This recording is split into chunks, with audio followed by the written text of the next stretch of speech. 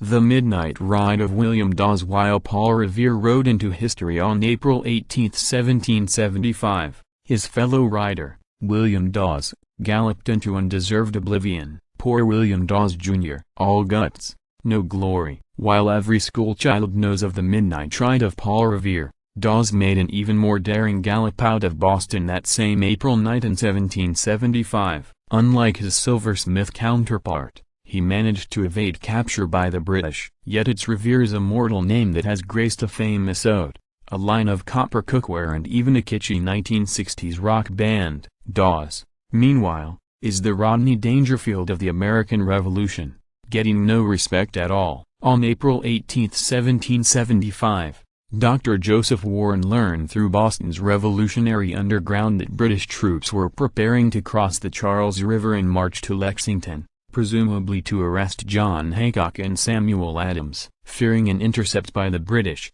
Warren had devised a redundancy plan to warn Hancock and Adams. He would send one rider by land and one by sea. Boston in 1775 was nearly an island, only connected to the mainland by a narrow strip of land guarded by British sentries. Warren knew that the rider who had to take the longer land route and pass through the British checkpoint had the riskier mission, but he had the perfect man for the job. Dawes, the 30-year-old, was a militiaman and a loyal patriot. Unlike Revere, however, Dawes wasn't a known rabble-rouser, and his work as a tanner frequently took him out of Boston, so his would be a familiar face to the British manning the checkpoint. Dawes set off around 9 p.m., about an hour before Warren dispatched Revere on his mission. Within minutes, he was at the British guardhouse on Boston Neck, which was on high alert. According to some accounts, Dawes eluded the guards by slipping through with some British soldiers or attaching himself to another party. Other accounts say he pretended to be a bumbling drunken farmer. The simplest explanation is that he was already friendly with the sentries,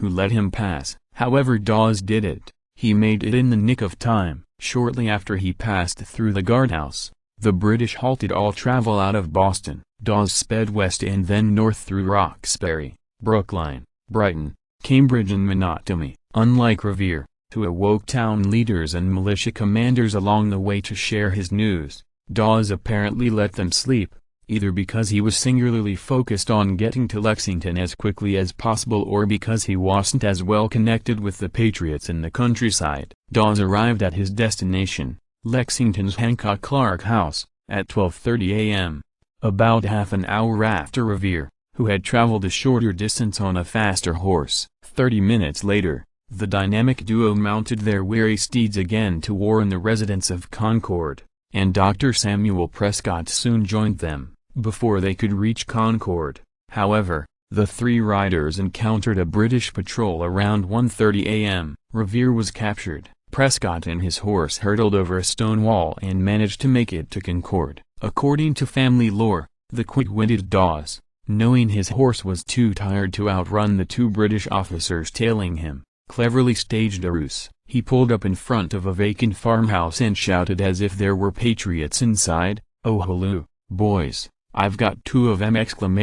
Fearing an ambush, the two redcoats galloped away, while Dawes reared so quickly he was bucked off his horse. Forced to limp into the moonlit night, he receded into obscurity. Little is known about what happened to Dawes after his midnight ride. He went into the provisions business and was a commissary to the Continental Army. According to some reports, he fought at the Battle of Bunker Hill. Dawes had 7 children, compared to Revere's 16. Dawes died at age 53 in 1799. Revere lived until he was 83. Both men were relatively unheralded when they died, but the silversmith got the PR boost of a lifetime when Henry Wadsworth Longfellow penned Paul Revere's Ride in 1861. Longfellow's historically inaccurate verses not only venerated Revere, but they wrote Dawes out of the storyline altogether. How did Revere land Longfellow's leading role while Dawes couldn't even warrant a walk-on cameo? Revere was certainly more prominent in Boston's political underground and business circles,